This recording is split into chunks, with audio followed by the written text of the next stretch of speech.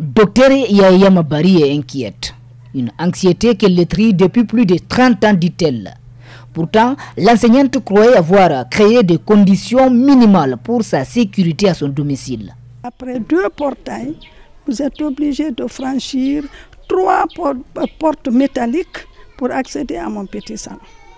Malgré tout, les gens voyaient mon mur de clôture. La maison centrale n'est pas mieux barbelée que ma concession.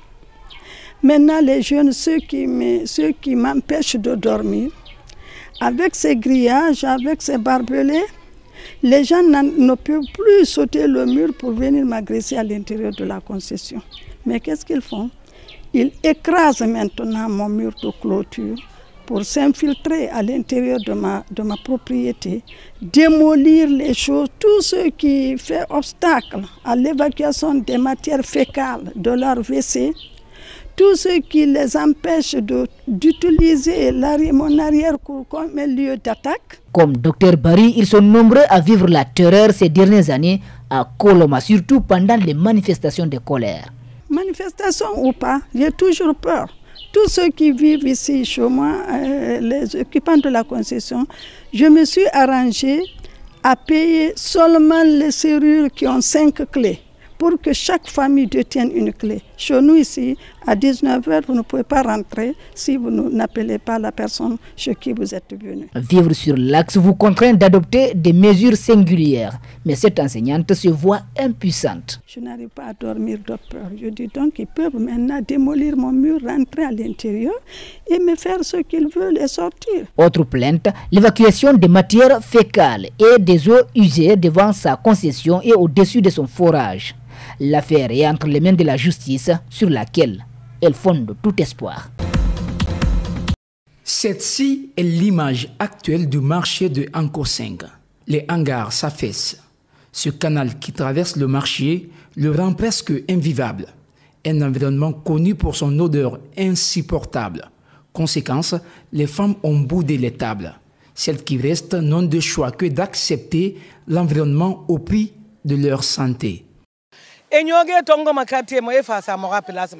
Ils déversent les ordures dans ce marché. Nous, pour passer la journée, nous croquons la cola afin de dissiper la nausée causée par l'ordure. Ce canal traverse plusieurs quartiers. Avant de continuer dans le marché, ils doivent refaire ce marché d'Anko 5. Ces femmes ici cohabitent avec les saletés depuis des années. À l'intérieur du marché d'Anko 5, difficile de se faire des clients. Conséquence, des marchandises difficiles à écouler.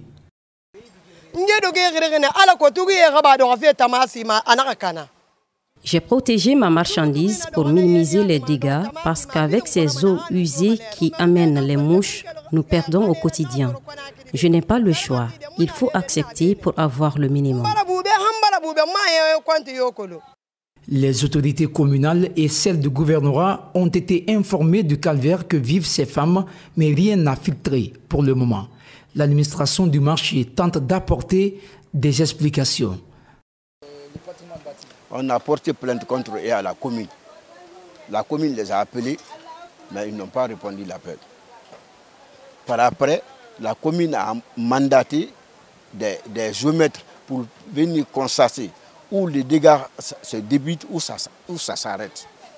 Ils sont venus, ils ont mesuré de la cour des Russes jusqu'au rail, en nous disant qu'ils vont mettre des tuyaux là-bas pour que l'eau la descende sur le tuyau. Mais ça n'a pas été fait jusqu'à présent, jusqu'à maintenant. Là.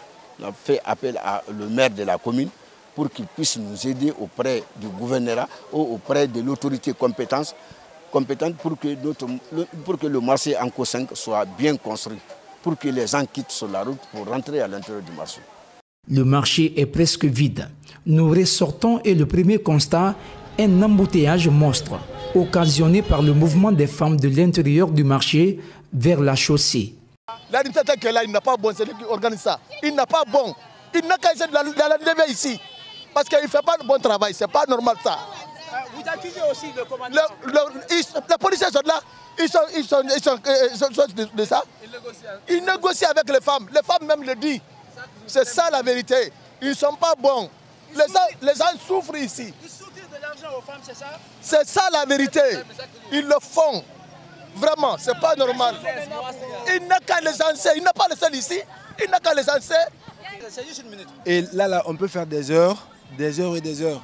Ça bouge difficilement. Et nos mamans qui sont là pour le petit commerce, elles sont là pour occuper toute la route, ça nous empêche de passer. Les policiers aussi qui sont au carrefour là-bas, qui sont censés de régulariser la circulation, ils ne font pas bien leur boulot. Et la route, elle est complètement dégradée. Du bruit, des klaxons de véhicules et motos, rien n'influence ces femmes.